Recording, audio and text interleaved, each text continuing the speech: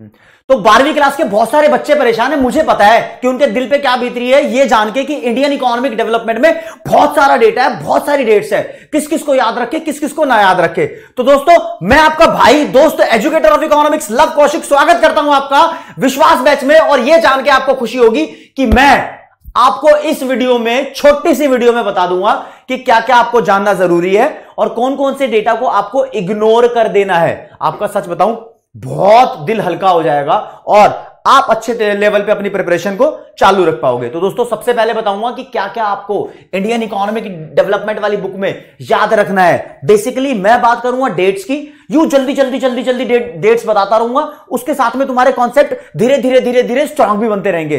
तो ये video please and तक देखना और लास्ट में बताऊंगा कि किन चीजों पर आपको फोकस नहीं करना है। तो दोस्तों, आपको पता है कि इंडियन इकोनॉमिक डेवलपमेंट वाली किताब के अंदर 10 चैप्टर है, 3 यूनिट है। पहली यूनिट में स्टार्टिंग के 3 चैप्टर है, दूसरी यूनिट में 6 चैप्टर हैं और लास्ट वाली यूनिट इंडिया चाइना पाकिस्तान की है। कुल मिला के 10 चैप्टर है। 10 के 10 चैप्टर को सीक्वेंस में डेट वाइज यहां मैं लगाऊंगा और आपकी इंडियन इकोनॉमी के अंदर डेट शुरू होती है 1757 से। यानी मैं बताऊं कि देखो, 1757 में एक जगह है प्लासी बंगाल के अंदर जगह है, यहां पर लड़ाई हुई थी। सिराजुद्दौला जो कि बंगाल के नवाब थे और अंग्रेजों के बीच में, अंग्रेजों ने वहां सिराजुद्दौला जी से युद्ध जीत लिया था और बोल दिया था अब हम इंडिया पे कब्जा कर रहे हैं। तो ऑफिशियली 1757 में अंग्रेजों ने डंका बजा दिया था इंडिया पे जीत का। तो पहली डेट आपको याद रखनी है बैटल ऑफ प्लासी की। उसके बाद सीधा जंप करना है 1850 पे। 1850 पे हमारे प्यारे देश भारत के अंदर इंट्रोडक्शन ऑफ रेलवे हुआ, इंट्रोडक्शन ऑफ रेलवेज।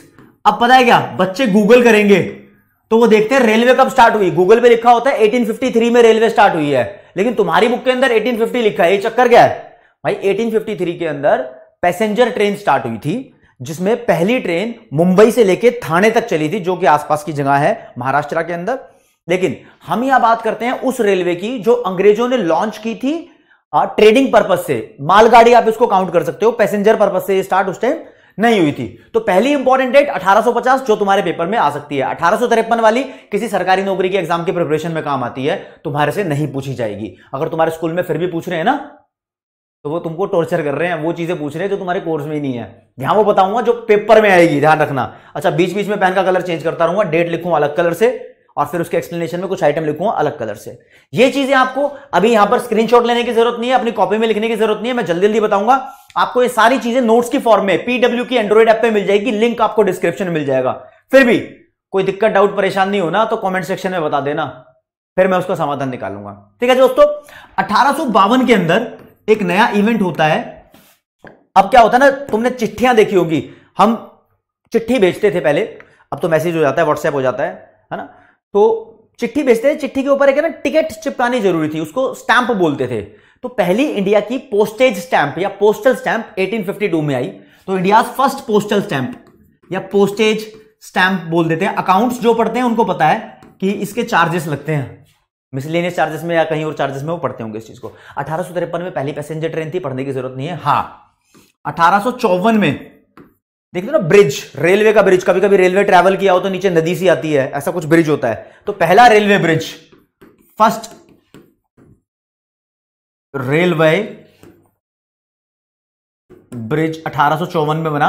सीधा इसके बाद आपने डेट पे जंप करना है 1869 में। अंग्रेजों ने पानी का रास्ता बना दिया इंडिया से ब्रिटेन जाने का, और उस वाटरवे को हम बोलते हैं सुएज कैनाल। सुएज कैनाल अभी रिसेंटली बहुत ज्यादा चर्चा में रही थी। यहां पर चाइना का सुएज कैनाल के अंदर एक जहाज अटक गया था, अभी भी है सुएज कैनाल। ठीक है, 1869 के बाद आपने, इधर आ जाते हैं, यहां लिखूंगा, स्पेस पूरा इस्तेमाल करेंगे।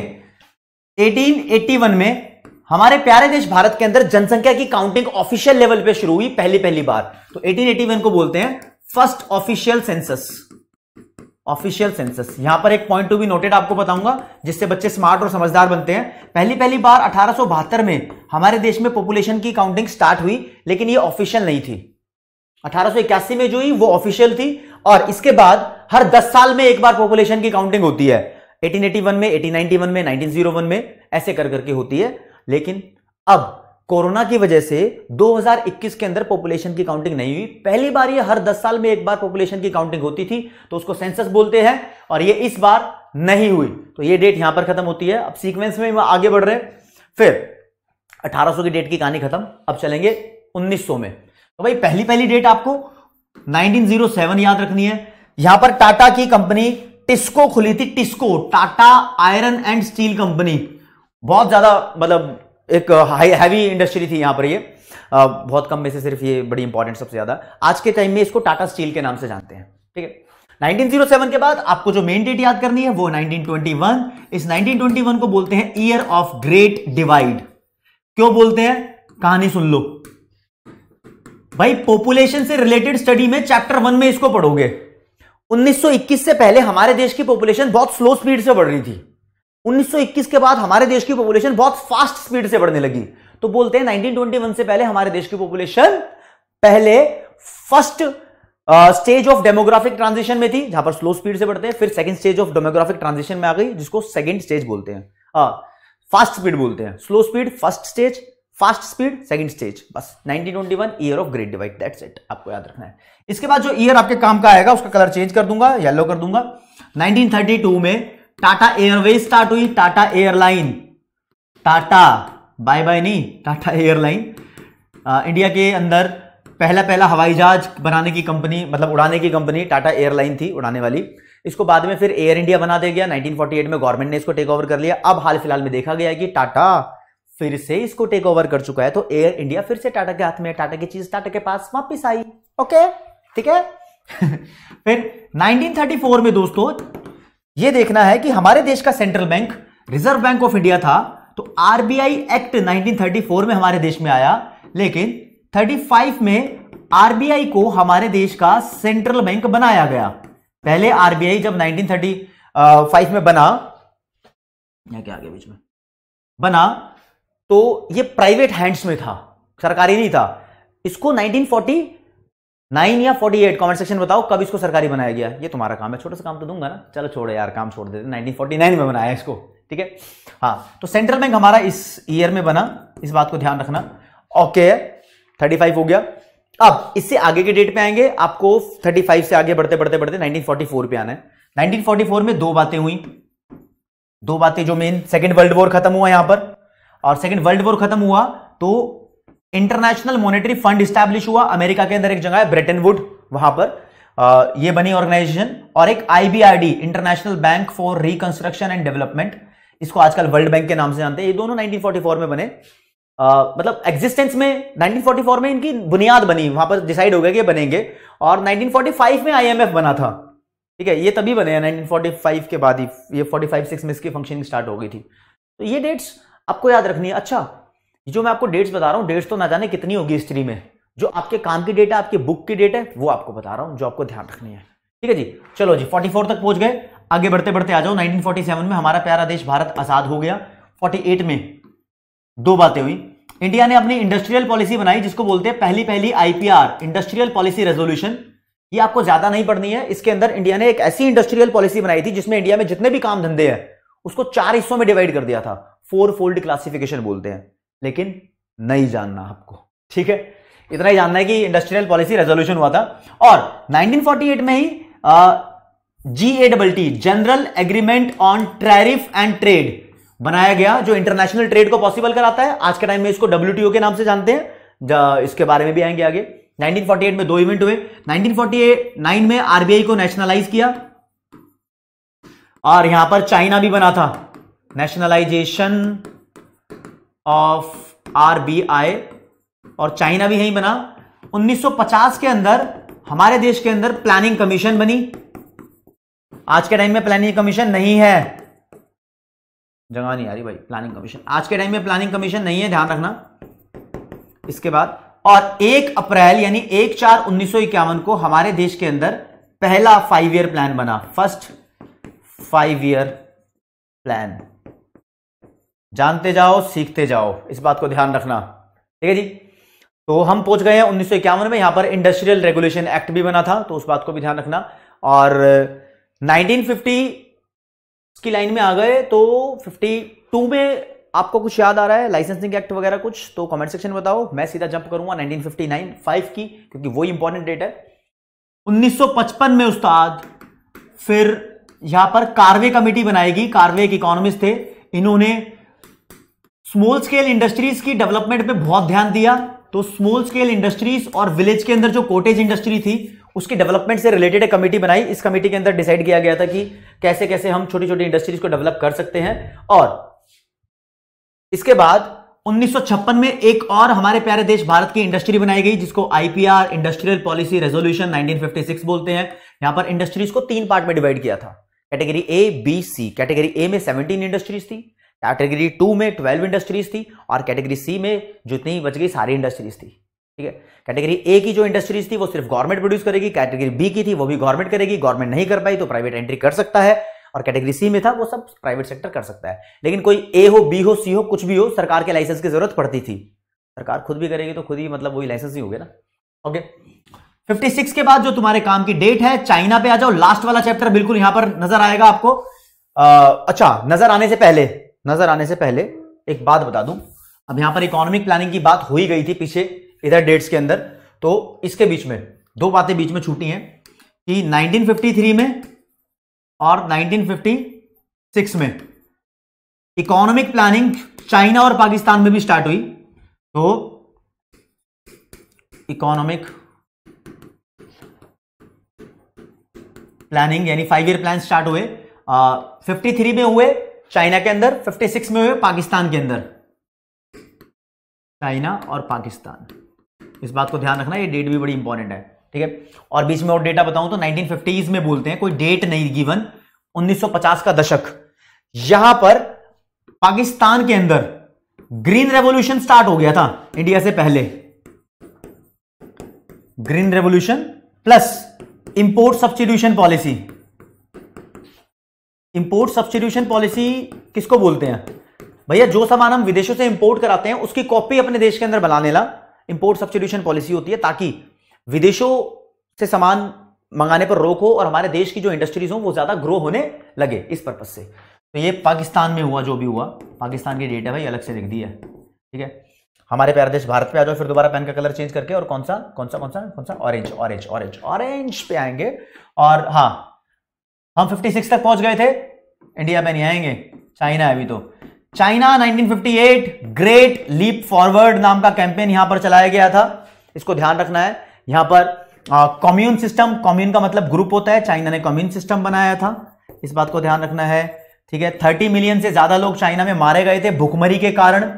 इस ग्रेट लीप फॉरवर्ड के अंदर बोला था कि हर बंदा अपने घर के पीछे जो जगह होती है उसको बैकयार्ड बोलते हैं, वहां पर इंडस्ट्री स्टैब्लिश करेगा और वहां पर लोग काम करेंगे। तो और वहां पर स्टील बना रहे थे, बेसिकली अच्छा स्टील नहीं बना पाए थे लोग, खेती छोड़ छोड़कर स्टील बनाने में लगे थे, वहां खेती के अंदर प्रोडक्शन कम हो गया। इन्वायरमेंट कुछ, क्लाइमेट चेंज कुछ इस तरीके के हुए कि प्रोडक्शन नहीं हो पाया और लोग तो इंडस्ट्री में घुस चुके थे, तो बहुत सारे मारे गए यहाँ पर भाई। ठीक है, अब आ जाओ अगले पेज पे। अगले पेज पे आते हैं उस्ताद, यहां पर आपके सामने 1961, ये भारत के लिए है भाई। इंडिया ने न्यू एग्रीकल्चर पॉलिसी यहां बनाई, एग्रीकल्चर पॉलिसी बनाई, और फिर 1965 के आसपास, इसको एग्जैक्टली बोलते हैं मिड 1960s, हमारे प्यारा देश भारत ने स्टार्ट किया ग्रीन रेवोल्यूशन। ग्रीन रेवोल्यूशन का मतलब होता है HYV सीड्स का इस्तेमाल करना, ताकि फूड ग्रेन्स का प्रोडक्शन बढ़ाया जा सके। और स्पेशली इंडिया के अंदर व्हीट और राइस का प्रोडक्शन बढ़ गया था। बहुत नॉलेजेबल वीडियो है, ध्यान रखना, फराटेदार, सिर्फ काम की बात हो रही है, बकवास नहीं हो रही। ठीक है, इस ग्रीन रेवोल्यूशन को हमारे देश के अंदर 2 फेज में लॉन्च किया गया। 2 फेजेस थे इसके, यानी ऐसा माना जाता है फेज 1 और फेज 2, क्योंकि ऐसा माना गया था कि HYV सीड्स का इस्तेमाल करके कुछ रिस्क आ सकता है, पेस्ट अटैक आ सकता है, तो पहले चेक करना था। तो फेज 1 में चेकिंग हुई थी और चेकिंग के तौर पर इसको पंजाब में लॉन्च किया गया। ठीक है, पंजाब मेन स्टेट थी, उसमें हरियाणा भी पहले मतलब इन्वॉल्व था ही, उसमें लॉन्च किया गया था। और आपको दूसरी स्टेट बताने की कि कौन सी दूसरी स्टेट थी जिसमें यहां पर लॉन्च किया गया था। ठीक है, एक तमिलनाडु में बताया तो तमिलनाडु थी जिसमें लॉन्च किया गया।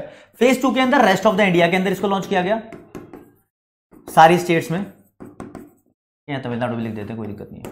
ठीक है जी। तो अच्छा बताओगे ना कमेंट सेक्शन में कि हाँ फेज 1 में कौन सी तीसरी स्टेट थी जिसके अंदर ग्रीन रेवोल्यूशन को लॉन्च किया था। ठीक है, तो फेज 1 कब तक चला? स्टार्टिंग के 10 साल, लगभग 1965 से लेकर 75 तक, और फेज 2 चला लगभग 1975 से लेकर 1985 तक। ठीक है ना, ये ग्रीन रेवोल्यूशन की स्टोरी है। अब इस ग्रीन रेवोल्यूशन में सीड वाटर फर्टिलाइजर भी यूज किए जाते थे, तो इसको टेक्नोलॉजिकल रिफॉर्म भी बोलते हैं, सीड वाटर फर्टिलाइजर टेक्नोलॉजी भी इसको बोलते हैं। ठीक है ना, फिर चलो जी चाइना की स्टोरी पे आएंगे। चाइना बीच में रुक गया था, ये सीक्वेंस से चल रहा हूं जहां तक पॉसिबल हो रहा है ना, डेट्स को मैं कनेक्ट कर रहा हूं टाइमलाइन की वजह से, आपकी इंडियन इकोनॉमी घूम रही है, सारे चैप्टर रिवाइज भी हो जाएंगे। ठीक है, 1965 में माओ से तुंग ने बोल दिया कि हम 10 साल के लिए 1966 से लेकर 1976 तक, है ना, ग्रेट प्रोलेटारियन की स्पेलिंग गलत हो तो बता देना, कल्चरल रेवोल्यूशन स्टार्ट कर रहे हैं चाइना के अंदर। ये गलत कदम देखते हुए रशिया ने अपने प्रोफेशनल्स चाइना से वापस बुला लिए थे अपने देश के अंदर। प्रोलेटारियन का मतलब होता है वर्कर्स, कंट्री साइड में भेज दिए थे बंदे। खैर इतना ही जान लो, डेट ये वाली थी चाइना से रिलेटेड। ओके, 1970 की अगर बात कर 1969 की बात करेंगे पहले भाई, यहां पर कमर्शियल बैंक्स को नेशनलाइज किया था हमारे देश के अंदर। नेशनलाइजेशन का मतलब होता है सरकारी बनाना, राष्ट्रीयकरण। जितने भी प्राइवेट बैंक थे उसमें से 14 प्राइवेट बैंक्स को सरकारी बना दिया था हमारे देश की सरकार ने, ऐसी पॉलिसी बनाई थी। नेशनलाइजेशन ऑफ कमर्शियल बैंक्स पहली बार हुआ था यहां पर। ठीक है, इस बात को याद रखना है, यह डेट बड़ी इंपॉर्टेंट है। 1970 में ऑपरेशन फ्लड बोलते हैं स्टार्ट हुआ। ऑपरेशन फ्लड को ही बोलते हैं व्हाइट रेवोल्यूशन। व्हाइट रेवोल्यूशन को फिर व्हाइट कलर से लिख दो ना। ये डेट आपके काम की है, इन्हीं सभी डेट को आपको ध्यान रखना है। चाहता तो मैं पहले से लिख के लिया था, बोलता रहता, वो किसी काम की नहीं होती। यहां पर मैं खुद लिखकर खुद आपके ऊपर इंपैक्ट छोड़ना चाहता हूं कि आपको चीजें ध्यान रहें, बस इस बात को समझ जाना। 1970 में पहुंच गए उस्ताद, उसके आगे की डेट देख लो। ये करेंगे चेंज यहां से स्लाइड। अब पेन का कलर ऑरेंज करूं व्हाइट करूं? व्हाइट कर लेना थोड़ी देर के लिए। 1974 में सेंट्रल पॉल्यूशन कंट्रोल बोर्ड बनाया गया। ये इन्वायरमेंट वाले चैप्टर में आता है, ये बोर्ड आज भी है। ये एयर पॉल्यूशन और वाटर पॉल्यूशन जो फैलाते हैं उन पे कंट्रोल लगाता है, उनके लिए रूल्स बनाता है। और जब ये बनाया गया था इसने 17 इंडस्ट्रीज ऐसी आइडेंटिफाई की थी जो एयर और वाटर पॉल्यूशन बढ़ा रही हैं, उनके ऊपर लगाम लगाने की पूरी कोशिश की थी। 1975 पे पहुंच जाओ, फटाक से एक साल और आगे आ जाओ। 1975 में रीजनल रूरल बैंक्स बनाए गए, और फिर 1979 में चाइना पे आ जाओ वापस, वन चाइल्ड पॉलिसी बनाई गई। वन चाइल्ड पॉलिसी अब इसको 2016 के अंदर खत्म कर दिया है। ठीक है ना, क्या बोलूं इसको, खत्म करने को क्या बोलते हैं, ओवर रूल्ड, खत्म कर दिया भाई, खत्म हो गई है 2016 के अंदर ये पॉलिसी। अब 2 चाइल्ड पॉलिसी आ गई है, 2 बच्चे पैदा करने की पॉलिसी चाइना के अंदर। ठीक है, ये 1979 में स्टार्ट हुई थी। और हाँ, एक डेट में भूल गए, जब स्टार्ट हुई थी तो एक साल पहले चाइना के अंदर इकोनॉमिक रिफॉर्म्स स्टार्ट हो चुके थे। चाइना ने भी एलपीजी की तरह जैसे हमारे देश में रिफॉर्म्स हुए थे वो स्टार्ट किए इन चाइना। चलो जी आगे बढ़ते हम पहुंचेंगे अपने 1982 पे। 1982 पे रूरल डेवलपमेंट आ जाएगा बीच में। NABARD, national bank for agriculture and rural development बनाया गया। ये एपेक्स अथॉरिटी है जो गांव के अंदर एग्रीकल्चर या फिर एसोसिएट वर्क से रिलेटेड लोन देते हैं। किसको? बंदों को नहीं, फार्मर्स को नहीं, इंस्टीट्यूट्स को, उन इंस्टीट्यूट्स को जो फार्मर्स वगैरह को, आर्टिसियन वगैरह को लोन प्रोवाइड करते हैं। तो ये बैंकों का बैंक है सिर्फ रूरल एरिया में। इसका ही बड़ा बैंक है आरबीआई। तो ये रूरल एरिया की अपेक्स अथॉरिटी है, और आरबीआई तो पूरे इंडिया की मॉनेटरी इंस्टीट्यूशन की अपेक्स अथॉरिटी है। अपेक्स का मतलब सबसे बड़ी। 82 के बाद अगर तुम कहीं चल गुजरोगे, बात करोगे, तो 1986 की हम बात कर लेंगे। इन्वायरमेंट प्रोटेक्शन एक्ट आया था, इन्वायरमेंट प्रोटेक्शन एक्ट आया था। और व्हाइट कलर का यूज करेंगे। तो फिर एक मजेदार बात और आपको बताता हूं, 1987 में जो हुई, कनाडा के अंदर एक जगह है मॉन्ट्रियल, वहां पर एक प्रोटोकॉल बनाया गया। उस प्रोटोकॉल के अंदर ओजोन लेयर को डिप्लीट हो रही थी, जो उससे रोकने की बात की गई थी।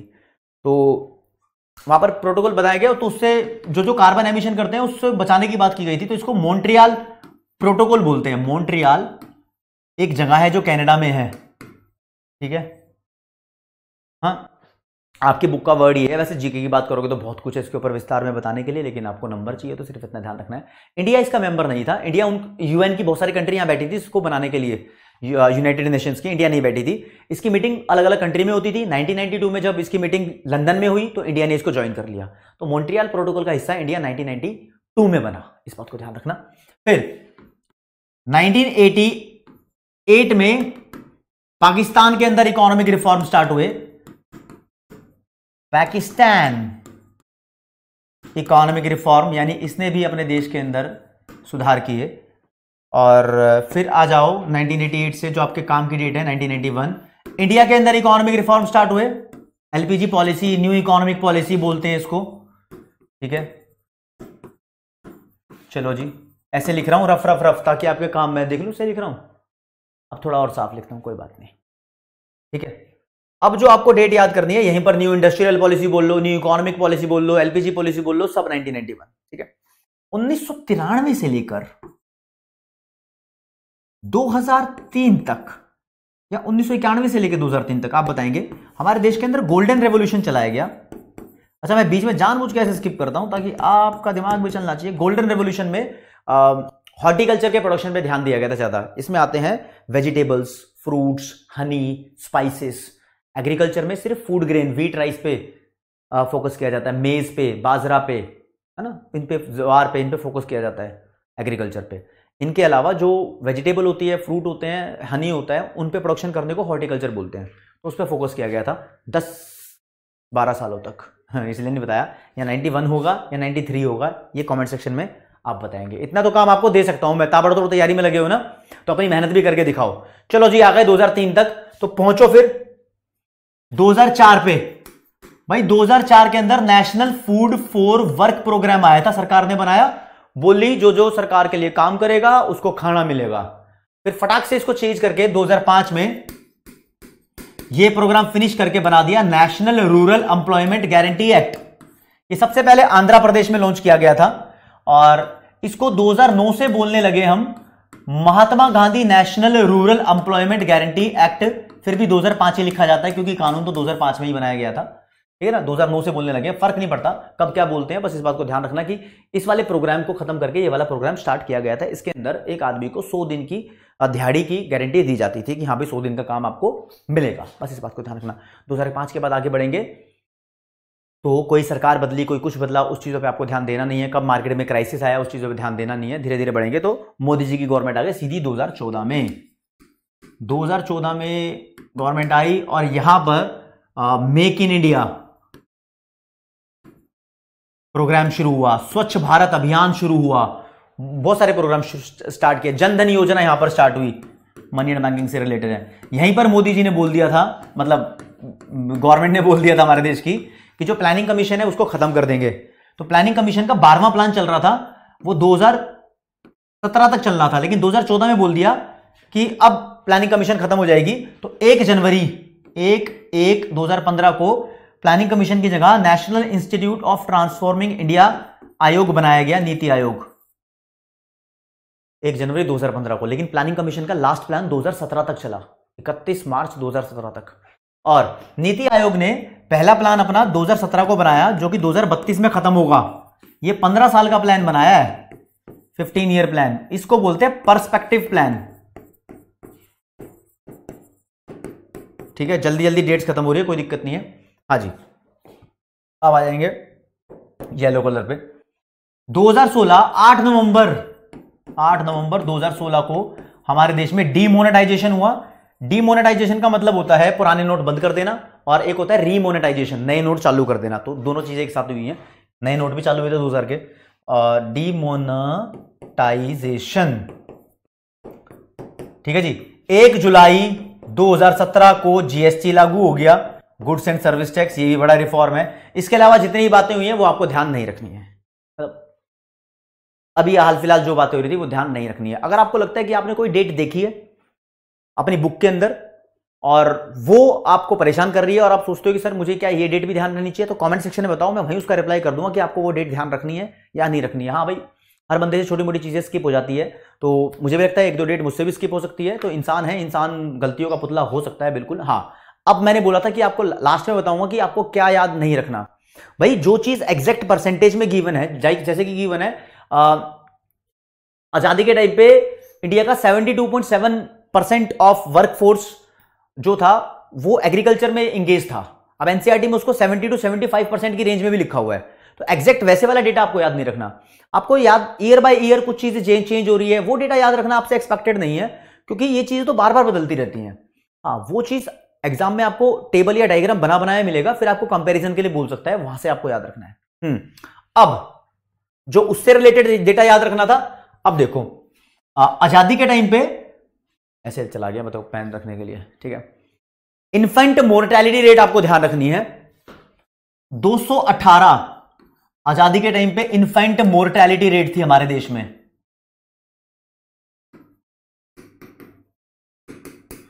एक साल से कम का बच्चा जब 1000 पैदा होता था तो उसमें से 218 एक साल से पहले मर जाता था, ठीक है।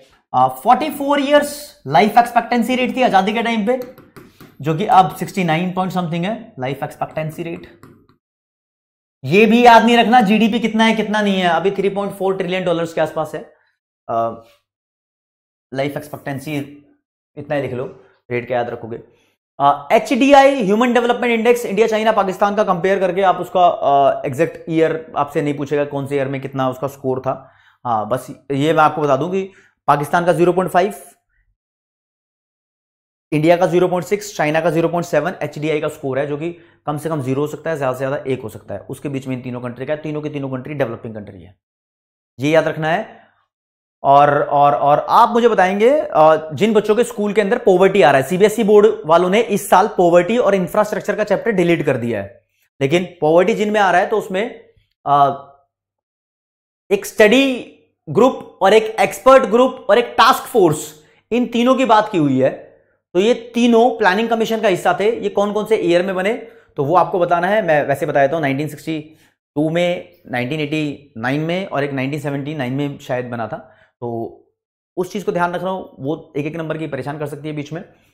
हाँ, मैं आपसे बात करते करते बिल्कुल अपना दिमाग लगा रहा हूं कि कहीं कुछ मैंने मिस तो नहीं कर दिया है। तो आपको वो फालतू की चीज याद नहीं करनी है जो बिल्कुल पॉइंट पॉइंट में गिवन है, जो आपको परेशान कर रही है। और हाँ, आंसर कैसे लिखे चीजों का वो भी चीज मैं बताऊंगा अगर आप डिमांड करोगे तो आप मुझसे अगर पूछना, अगर आपको चाहिए कि इंडियन इकोनॉमिक डेवलपमेंट के सर इंपॉर्टेंट क्वेश्चन की लिस्ट बना दो, मैं दे दूंगा, आप कमेंट सेक्शन में बता दो। अगर आपको चाहिए कि इंडियन इकोनॉमिक डेवलपमेंट का मुश्किल क्वेश्चन आता है तो उसके आंसर की प्रेजेंटेशन कैसे देते हैं, मैं बता दूंगा कमेंट सेक्शन में अगर पूछोगे तो। क्योंकि जो चीज आप लोग ज्यादा पूछोगे मैं उसके ऊपर वीडियो बनाऊंगा, ठीक है ना दोस्तों।